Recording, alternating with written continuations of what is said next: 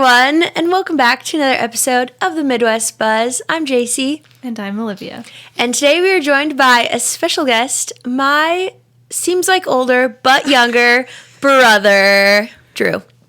Please introduce yourself. Yes, thanks for having me. I know we've talked about coming on this for a long time, so it's finally happening. The day is here. Finally. Yes. You're my first sibling on the podcast. Awesome. Mm-hmm. I would hope so. I don't know. I mean, we could probably have Johnny on. Yeah, Johnny would be a character. Yeah. I sent Olivia one of his YouTube Shorts. reel short things the other day. Yeah. Which one did I send you? It was like, I'm still doing now what I was doing then. Oh, yeah. And it was this cute little photo of, I think one that I took of him, when he was, 2 years old holding a pheasant. And it was like, I'm still doing now what I was doing then. And then it was, him, with Nelly last year. And I was like, Nice. You could do a collaboration with his outdoor YouTube channel. Yes. I mean, really rep the channel. Yeah, do a vlog where we just go hunting with him. Yeah. There you go.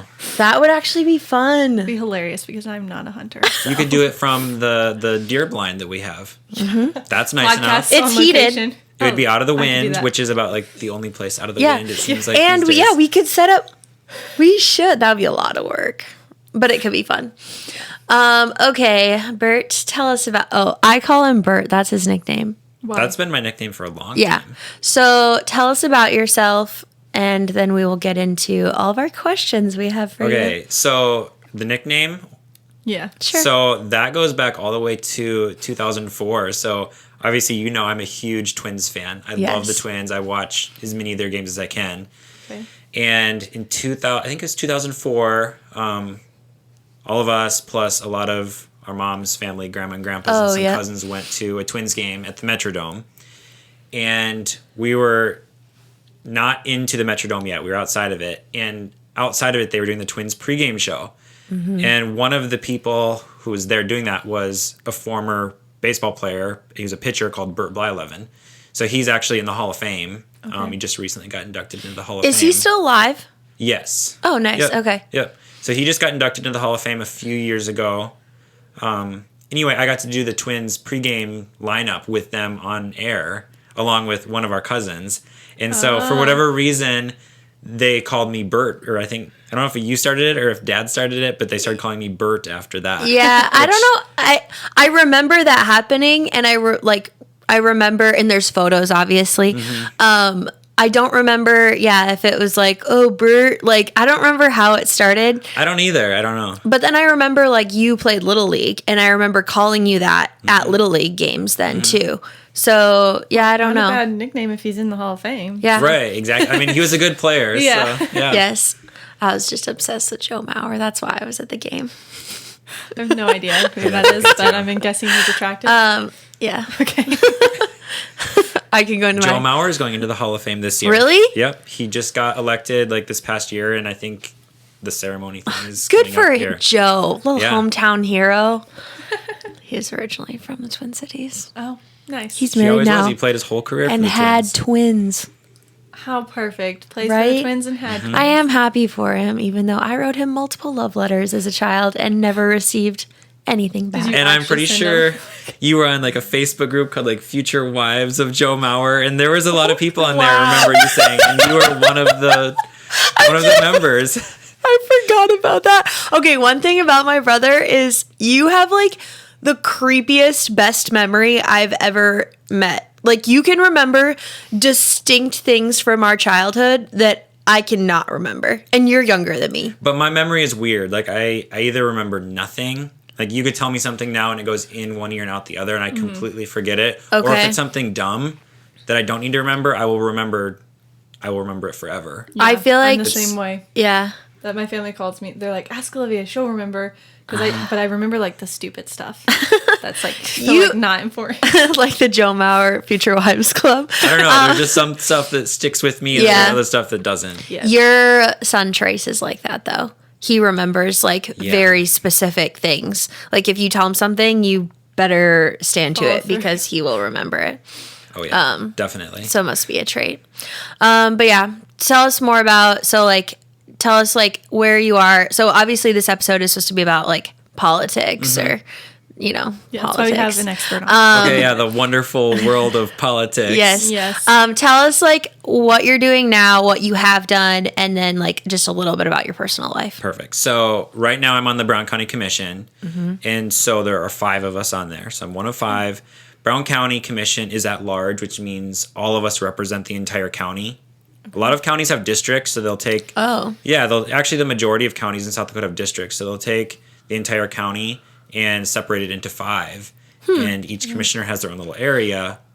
But Brown County, we're at large commissioners, so that's a little bit different. Interesting. A different way that we do it, which I kind of like that because you actually have to care about the entire county. You don't just say, oh yeah, my district wants this new road, so I'm going to fight just for that. You care about the entire county, whether it's in Aberdeen or Richmond Lake or up where we live at, where I live at Columbia Westport area. You have to care about the entire county, not just one little area. Yeah, that's nice. That's interesting. Does every county in South Dakota have 5? Regardless of the size of the county? Not every single county. I think there are a couple that have 3. Okay. But most of them are 5. Because Brown County is obviously a bigger county. Yes. Than some. Like just size, like square mile wise. Yeah, we're the 4th largest in terms of population. And then size wise, we're probably around that number 2. We're not the biggest, but we're really close. Yeah. We're probably 2nd or 3rd or 4th. Gotcha. So, interesting. Yeah, before that, I was in the South Dakota legislature from District 3, which is most of Aberdeen. And I did that for 6 years. I was in the state house. Oh, wow. So that was a pretty good experience. I mean, I started that when I was 21. Yeah, you have to do your humble brag. Well, yeah, I was You hold a record. Yeah, I was normally I don't have to brag. Usually there's another person that attends a lot of the same meetings that says this. But yeah, I was the youngest legislator in South Dakota history. Wow. When I was 21 when I started. And so that was a pretty unique experience going in as obviously I'm still young, but quite a bit younger. Yeah.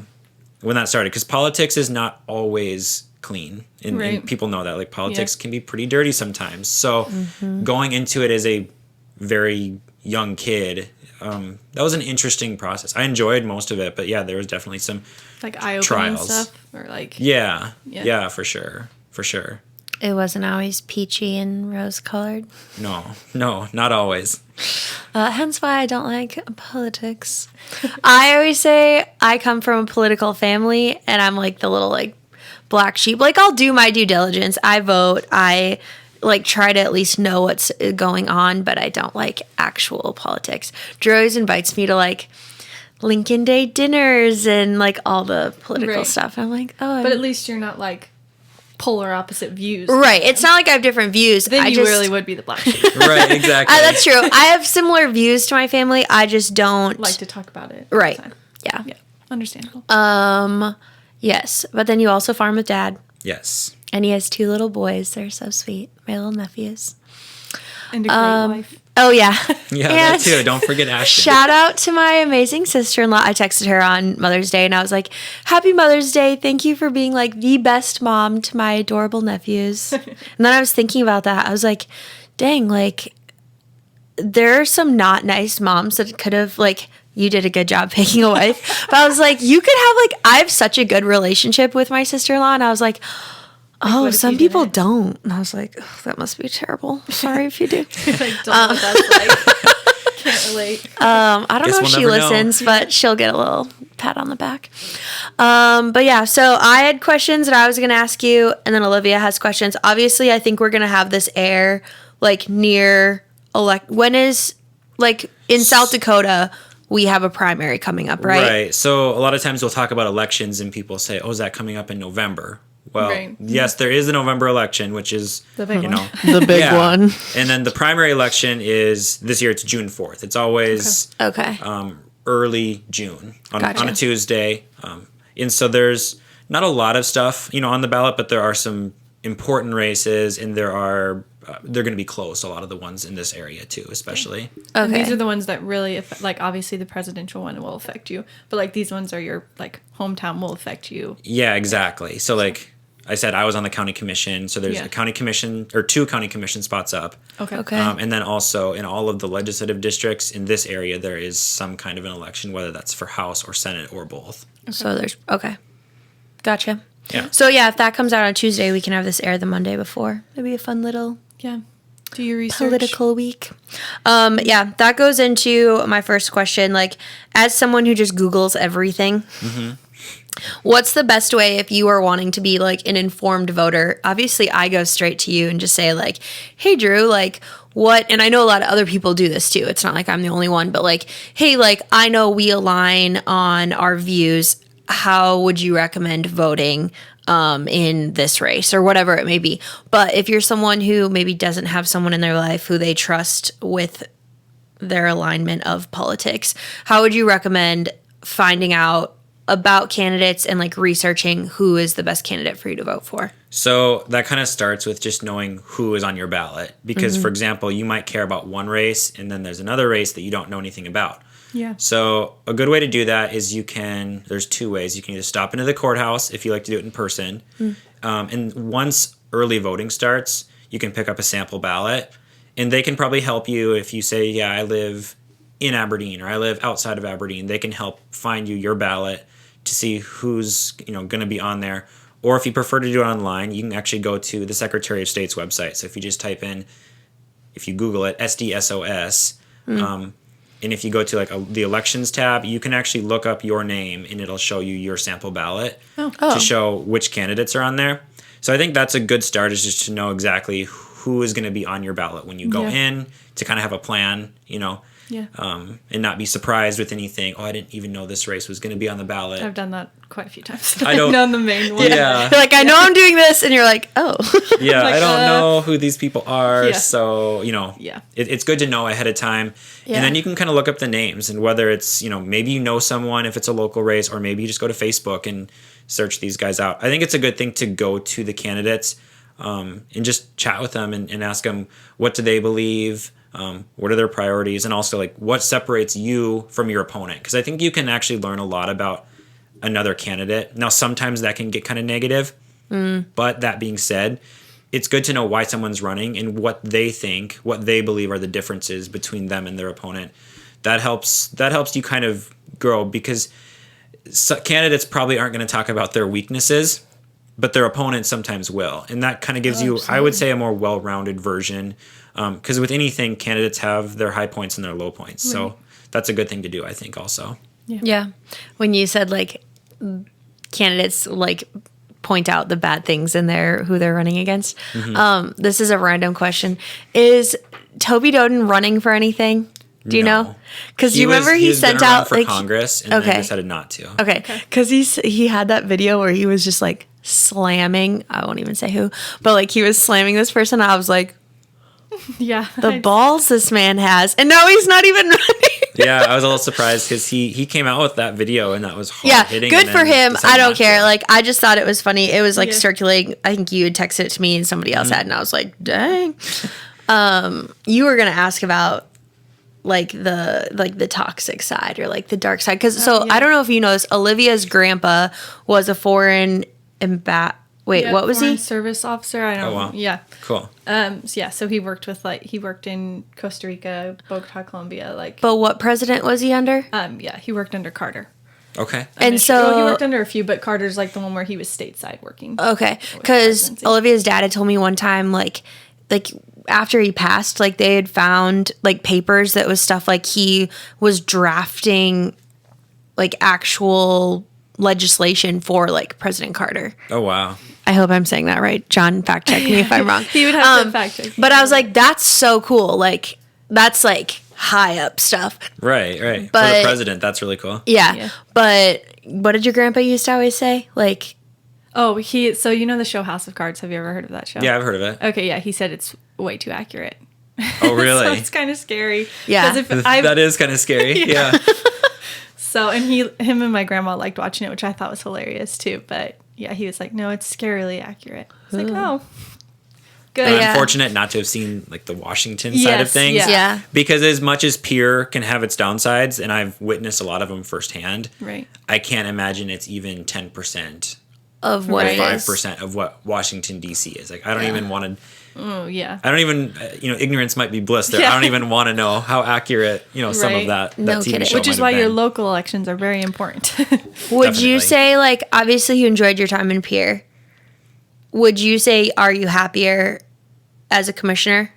Well, I mean, I guess it just depends. I would say while I was in Pierre, it probably worked better for me at that time. And now as a commissioner, I mean, keep in mind, too, the first year that I was in Pierre, Ashton and I weren't even married yet. Oh, yeah, that's true. Were you engaged? Yes, we were engaged. Okay. And then by the time I went back for my second session, then we were. Oh, yeah. Because, fun fact, I took photos of them in the Capitol. It wasn't like their real wedding photos, but they put their outfits back on, and they did photos in the Capitol. It was fun. That was a lot of fun. Now, I know anyone who knows me knows I don't like to be like 95 or 100 degrees outside, and it was super hot, and there's no air conditioning in the main part of the Capitol, but that was still a lot of fun, and those are really cool photos that we're really it was glad pretty that we toasty. have. Yeah. Shout out to South Dakota for not air conditioning the Capitol in the... Hey, we're cheap. It's okay. yeah. So, but no, there's things you liked about both. Yeah, so before Trace and Truett came along, Yeah. and obviously Trace was born, while I was still in the legislature. Yeah. But I would just say I really enjoyed the legislature. There was a lot of action always happening. Action that was good and action that was bad. I mean, there was positives and negatives there.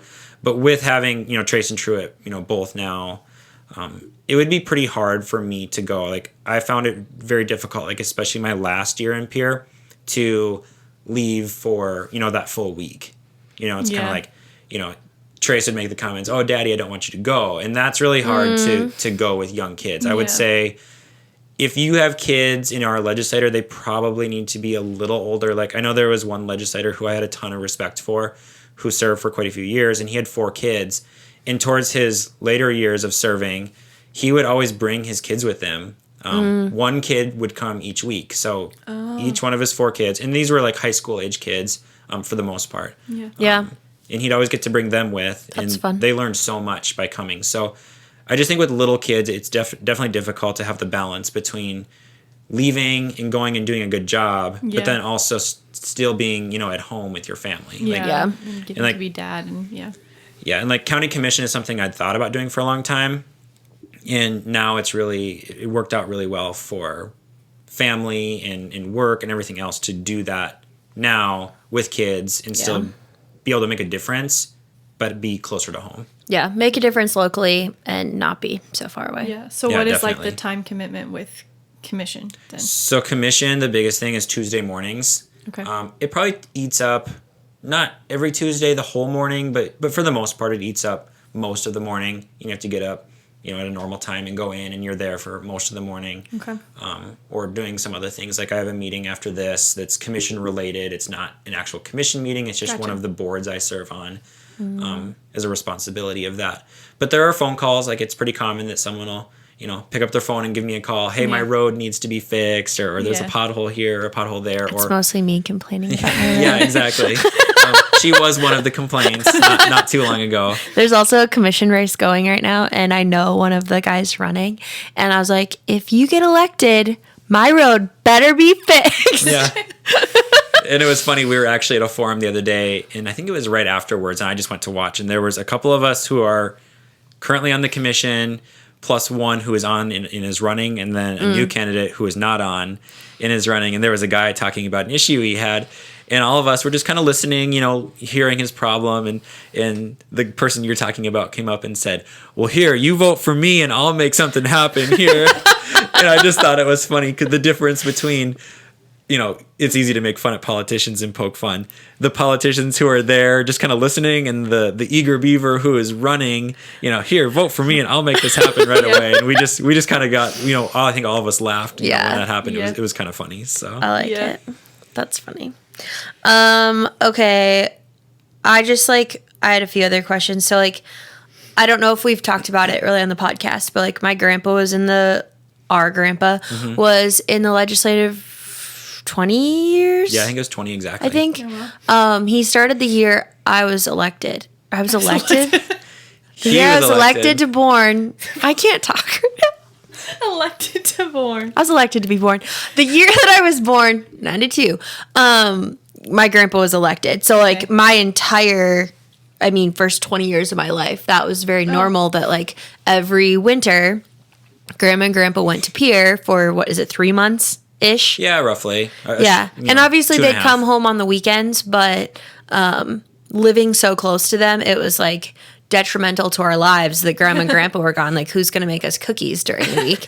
But I remember like every year during calving, which is in March, like grandma and grandpa would come back and I'd be so excited because they would bring us the best crap. Do you remember? Like, I do, yeah. Like, and when I say crap, I mean like pens and sticky notes and USB drives and like squishy balls and like so foam many animals. I mean, yes, like so teddy bears, like just crap that lobbyists and different like organizations use to like market make sure that their name is out there, or if there's an issue, like, or hey, come to the what is like the big like military ball, or like come, like all these different things, or like every year there'd be this truckers convention and grandma and grandpa would get a teddy bear.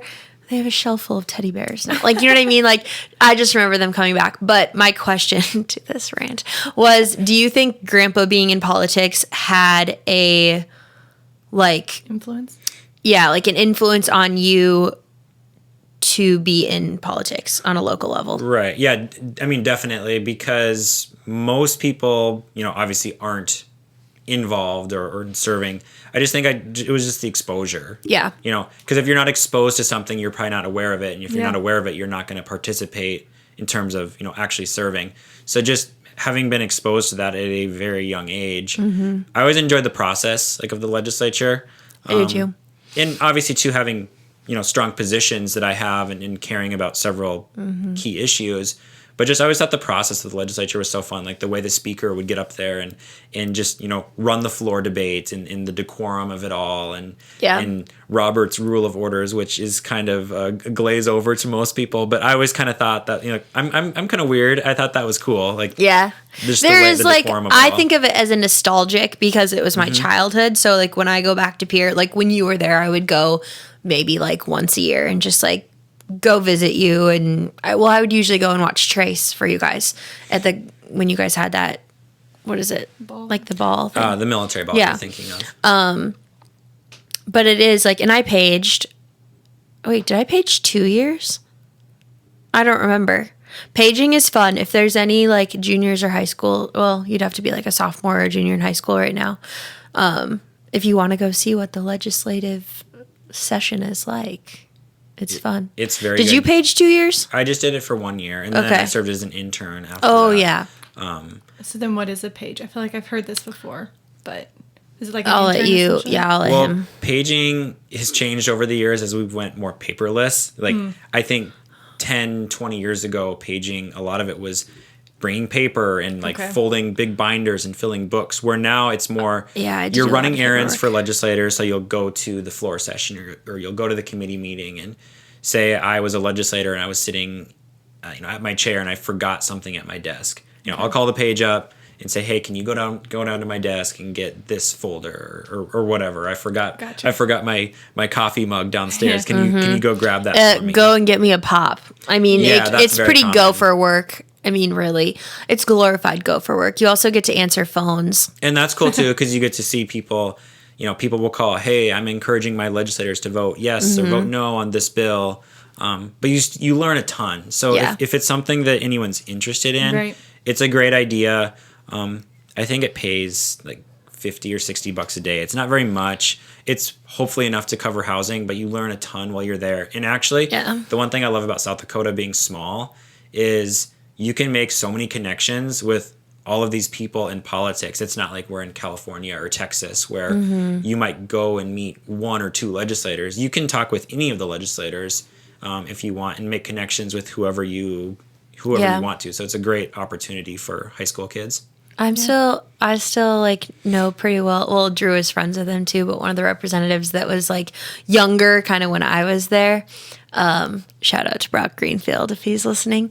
He, I'm sure he is. He's probably not. We'll send it to him. He was always like so fun and just like made the experience a good time. But yeah, you're right. Like you can form connections and meet a lot of people. Yeah, absolutely. I mean, I was obviously there for more social reasons than political Shocker, reasons, really. but I enjoyed it. It was fun. I always went because when I paged, well, same with you, my grandpa was there. Oh. So it was like also fun to like Yeah. get to hang out with Yeah. my grandpa and grandma. Yeah, But for sure. Okay. Did you have any other questions?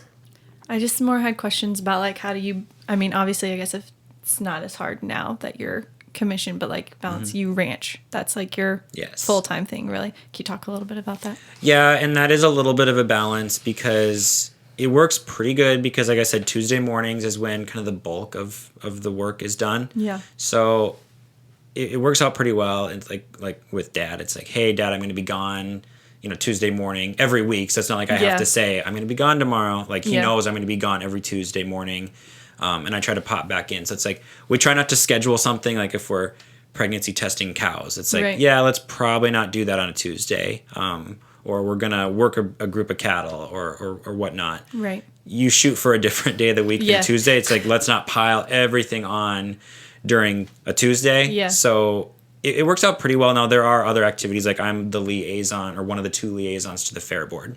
Okay. And so those are monthly meetings. And so they're usually at 6:30 at night on like the second Wednesday of the month. So it's like that So becomes scheduled. yeah, those become a little random because it's like, well, what if we're busy working that day? It's like so you do have to carve it out. Like you want to attend most of those meetings for the most part. Yeah. So that can be a little random, but for the most part, it works pretty good, because Tuesday mornings I'm off of work from the farm. Yeah. And the rest of the week you kind of have, but of course there are phone calls and there are distractions that pop up, which Drew's on his I'm sure phone have some difficulty. 24/7.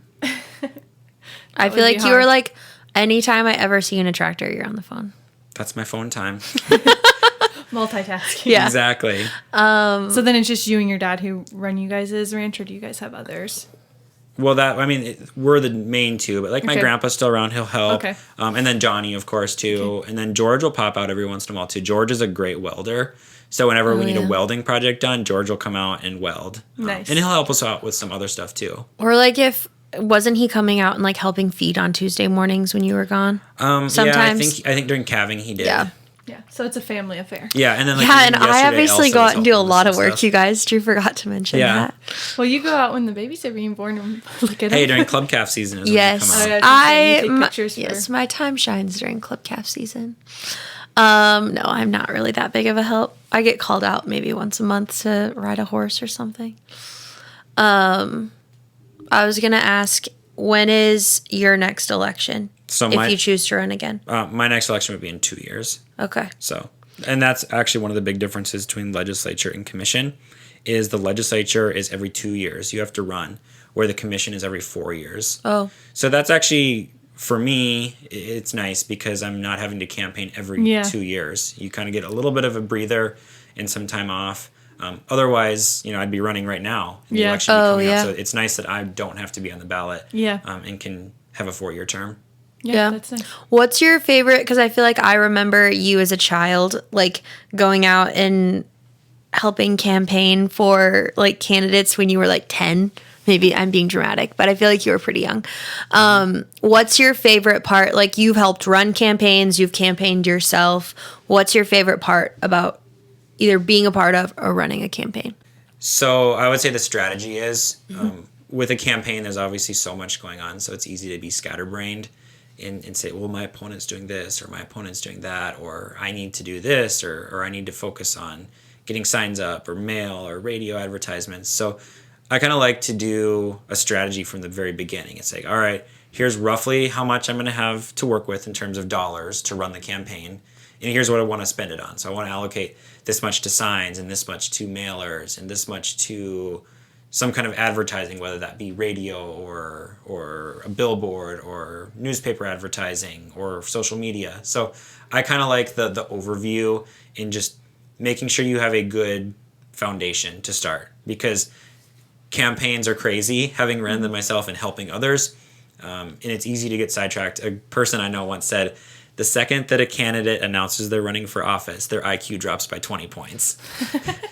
And I find that to be probably more true because there's so many different things happening when you're running for office. And so to just be laser focused in doing what you need to be doing all the time, that's what wins elections. But when you start doing stuff that maybe isn't as effective or you didn't think ahead, that can sometimes be what bites you in the butt. Because even if it's not a bad idea, but you're spending money on it, if you only have $1,000 left to work with and you spend all of your money on something that's not effective rather than something that is effective, it's still hurting you. So you want to make sure every dollar is spent wisely and that your time is spent wisely too.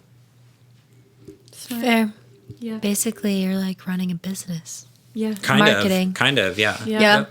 Where you are the business. Yeah. The thing. I just think, did you ever watch the show Parks and Rec? Yeah. If you ever watched that show? Yeah, Leslie, nope. That's like my knowledge of politics. Obviously, don't agree with her on politics, but still, just a funny. She runs for. She's hilarious. What's Ron? Is it Ron Swanson? Yeah. I feel like Johnny is obsessed with Ron Swanson videos. He just like will go on YouTube and just like pull up like funny Ron Swanson clips and like watches them. He's good. And it was actually so funny because here a couple weeks ago there was a hog roast at the fairgrounds. Oh yeah. And before, like while this was getting planned, there was talk of this hog roast and they were floating around where to have it. And someone said Wiley Park. And I was like, man, this sounds just like Ron Swanson. Let's just get this hog out to the park and let's take our permit that says I can do what I want and we'll just kill this hog in the middle of the park. Yeah. So I had to send that to a couple of people who were involved in the organizing. And I said, well, maybe this isn't a good idea. But they got a pretty good laugh out of it when they were talking about doing a hog roast at Wiley Park. And then it ended up going to the fairgrounds. So. Probably a better spot for it, yeah. Oh, speaking of the fairgrounds, I've got beef. I walk my dog there all the time, Mm-hmm. They just put up signs that say, no unleashed dogs. Even though nobody's there. And it's like, is it a class 3 felony? Do you know anything about this? I don't think it's a class 3 felony. That said something felony. It's probably a misdemeanor. I don't know. I'll send you a picture of the sign. I've broke the law a few times. And now you've just admitted it. We'll just take that part out of the... Just beep that out. Yeah.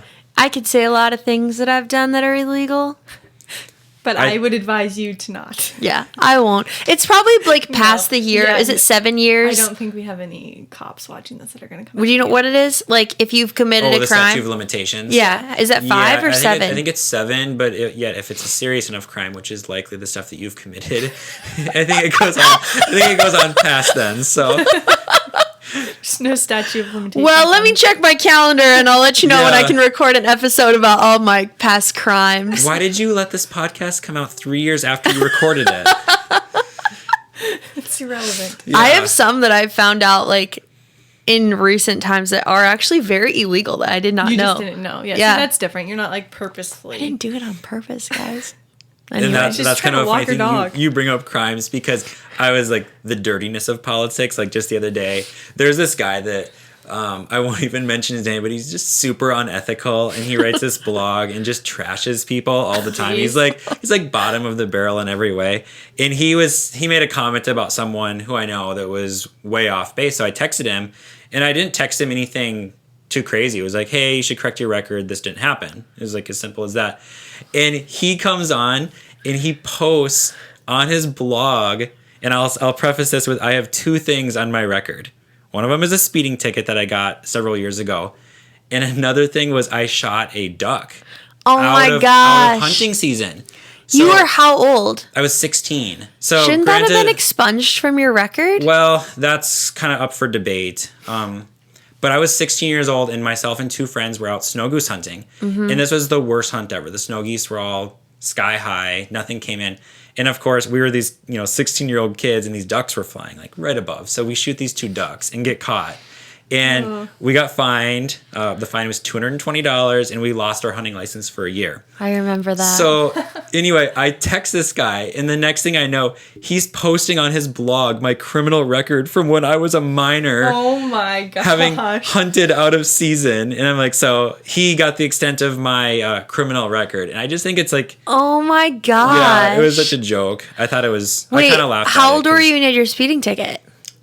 That was a couple years later, so I was Okay. probably like 18 or 19. I was trying to think like what would I have on my record? I think legally I would only have one speeding ticket. It's so funny that he'd post that because probably anyone who sees it is like, he was a kid. Like, Yeah. every kid has some sort of speeding ticket. Or And like if you something. asked every Midwest boy who hunts avidly They probably who have got in something. trouble with the game wardens from 14 to 18, not many of them are going to be able to say they hadn't. Right. Right, and that was the funny part. Like, yeah, I was a minor still at the time, and I was talking to another friend of mine who was a state's attorney from a different county, and he's like, we usually don't care that much about it. Like, they still take it to court and everything, Right. and make sure people pay their fines and whatnot. But Right. he's kind of like, we're really not too worried about minors shooting, like, especially like it was a And it wasn't an endangered duck. It was a duck. It was a boring duck. So Yeah, it wasn't like it wasn't a bald eagle. that's actually what I told someone the other day. I'm like, it wasn't a bald eagle, it was a duck. So, Like, let's calm down. yeah, exactly. If it had been the right month, it would have been fine. What's the fine on like blackbirds? Because Oh yeah, that's also illegal. I don't- found out. Yeah, it is, but I don't know what a blackbird, if it would be the same thing. Like, okay, so I shot a duck and got a $220 fine. Right. I don't know if a blackbird is the same or if it's kind of like, Man, we'll I'd let be you in off with a debt. warning this time. yeah, because my parents have so many that they've asked Adam to come out and like shoot, just like BB gun, like Yeah. pop them or whatever. But I'll have to tell him I can't do that. Well, like I it's think the seagulls are like a federal crime too. Yes. Because That's it's a crazy. migratory bird. Which I guess ducks are too, but I think the seagulls there's a bigger fine because they're not something you can ever shoot. So it's Interesting. like They're a- the most annoying bird too. right. That's well, unfortunate. I found a Yeah. lot of joy. I always am so confused why seagulls are here. Like when you see them, I'm like, you're so far from the sea. I know. Cole said that just the But other it's day. just He 'cause was they like, migrate? "Why do they only appear when you're planting?" Like, The worms. Yeah. I think it's like you're tilling the field and the worms are So resurfaced weird. up and they come and eat the worms. so weird. Yeah. Okay, anyway, is there any last things that you would like to tell our listeners? Any words of wisdom, fun facts? Yeah, just remember, the elections are coming up, so it's important to get out to vote, and I can make that plug since I'm not running for anything right Yeah. now. Oh, I was gonna, not to interrupt you, but I was gonna ask you, is it, so like, you know how you always just like give me a sample ballot and you say, this is who I would advise you vote for? Right. Like, that's not like illegal, is it? No. Okay. No, and Like, that's what because I sample feel like ballots- celebrities come out all the time and say like you should go vote for this person. Right. Like I you hate when can they do endorse that. whoever you want, right? It's not Right. like you. Okay, that's what Yeah. I thought. And that's I mean a tool that a lot of people will use is sample ballots because it does tell you what's on your ballot, like we talked about before. But also you might go to somebody you trust, and that's what I was going to get to before, but I never did. Is like if you find someone you trust, maybe say you're not overly political, find someone you trust. Or find an elected official that you happen to like and say, hey, what do you think about this person? And maybe get kind of a third party opinion of someone else. Yeah. Because that's Yeah. That's a usually good pretty idea. effective too. Person, or if it's like a measure that's getting voted on. Oh, yeah. Because sometimes it's easy to make an opinion about a person or like who you want to vote for. But if it's a measure, that's like a whole different thing because I'm like, I don't know what this is even about. Like, Right. Those so a lot yeah, of it. going to a politician that or a person that you align with and respect, ask them about it because I And there's never gonna know be about measures. a ton of measures on the ballot this In November? We don't know for sure how many yet. I always say, if in doubt, vote no. Because if you're not sure, Because If our you're not sure measures that are it's always broken. things that they're adding, not things they're taking away right? Okay. It's changing from like our constitution. Yeah, it's either changing the Constitution or changing a state law. So if you are sure and you like it, vote yes. But if you're not sure, I always say just if in doubt, vote no. Because a lot of times the measures, that's kind of the difference between the legislative process and the initiated measure process. Is the initiated measure process, the person who wants to do it brings that and they bring their language. And I think the Legislative Research Council will look at it and give them suggestions, and then it just goes on the ballot if they get enough signatures. Where the legislative process, it has to go through a committee and then the floor, like the House floor. Then it goes to another committee and then the Senate floor. So it has 4 different chances to be amended. And you have a lot of eyes looking at it too. Oh, yeah. So you might say, hey, this is a good idea, but this language here is not right. So you maybe edit out that language and address some concerns from people, and then you pass it. So that's probably the difference between legislative process and the initiative measure process. When people go the route of doing the legislative, like say I choose to go to my local representative because I think that this bridge needs a fund to do whatever, or like whatever it might be, you bring it to the floor, or you bring it to committee, it goes through, governor signs it, gets through. Is it harder to get it through that way, or is it harder to get it through being on the ballot? It just depends on the issue. Okay. A lot of times the initiated measure ones get tried through the legislature, and the legislature, for whatever reason, says no. Oh, so then they want to try through the people. And then they go on the ballot. Gotcha. And so usually that only happens if it's an issue that you can sell pretty easily, and put it on a 30-second TV spot or a 30-second Facebook ad and really be convincing. Yeah. If it's something that's hard to convince people, it typically doesn't end up on the ballot.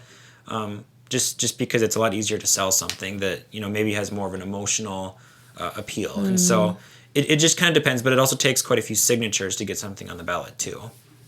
Interesting. Crazy. A lot goes into all those things. Yeah, it is very interesting. As much as I don't like politics, I do actually kind of know what's going on. I just don't like to. Yeah. You just like the House of Cards. I never watched House of Cards. I only watched a few episodes, and it was a lot. Maybe I'll have to start watching it. I don't know. I think someone dies. I'm more of a Bridgerton's coming out soon, gal. No. Okay. Any last words? Yeah, that's kind of the main things. Thanks for having me on. It was fun. And we talked about it for a long time. So yes. Oh, what do we always ask our peoples? Do you have a list of things you ask them? Oh. Do you have a favorite podcast that you listen to? Not really. I mean, I wouldn't say I do. I'll maybe occasionally listen to a podcast, but not really like a favorite one that I listen to. I talk on the phone a lot. Like you said earlier. He's like, I don't listen to podcasts. I call people. I actually when I'm in the tractor is my time to call people, like I said. And the other day it was funny because I had a guy who I talked to on the phone once in a while, but not too often. He calls me and he goes, man, it sounds like you're in the tractor. I don't need to bother you if you're in the tractor. And I'm like, hey, that's the only time that I like to be bothered. This is my office. Yeah, exactly. So that's funny. I like it. We usually just ask are you a morning person or a night person? Just rapid fire questions. Probably more of a night person. Okay, night owl. Yep. What's your go-to coffee order if you get coffee, if you like coffee? We don't mind the chais. You're a dirty chai fan, aren't you? Yeah, and there's some kind of mochas that I like. Like Ashton makes some really good ones. Oh yeah, I was gonna say again, proof that he had a good wife. Ashton has an espresso machine, and she makes some mean coffees. She makes a Snickers latte, and that's really good. I like that. Oh, it's good.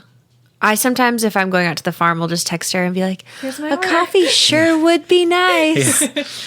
That's funny. I actually did that the other day. I texted my mom, a smoothie sure would be nice. And then texted her, a coffee sure would be nice. They both showed up with drinks for me. You figured one of them wouldn't deliver. I figured, so I was like, gotta get true so love. You're double sip. They both love me. So nice. Yeah, she makes some good coffees. Absolutely. Okay, then are you an extrovert or introvert? Actually more of an introvert, which is probably pretty weird for a politician. Most people who are involved in politics are very much extroverted. But yeah, I mean, I don't mind going out some, but I'm definitely more introverted for sure. So JaCee. I would say definitely. you're so good at public speaking and stuff though, but you like to be prepared about stuff. And correct, yeah. And as long as you know what you're doing, you're good at being extroverted in certain situations, but you're capacities. But you're introverted in general. Yeah, definitely. Yeah. Okay. Go-to comfort food. Probably tacos, which is probably your most common answer. It's mostly just with JaCee. I was gonna say a family trait. They do go to Guad's every Sunday. I just like Mexican food a lot, and actually, I think later on I'm meeting up with some people that have Mexican food after this. We do. Yeah. I used to again, man. I feel like I keep talking about this. I love Ashton, but when Drew was probably 16 or 17, our running joke was man, Drew, you have got to find a wife who's maybe Mexican, because I don't care as long as she can cook good Mexican food. And Ashton makes good tacos, so it works. But I just remember that was a joke we had at Guad's. We'd always be like, hey, is that waitress single? Now you just have to do now you can talk to George. Yeah, yeah, exactly. Yes. Pretty much our Cool. All right. Well, thanks for being on. Yes. And we will, remind people on the socials, go out and vote. Do Be your, an informed voter. what is it called? Civic duty? Yeah. Do it. Just do it. Just do it. Just do it. Okay, bye guys. Bye.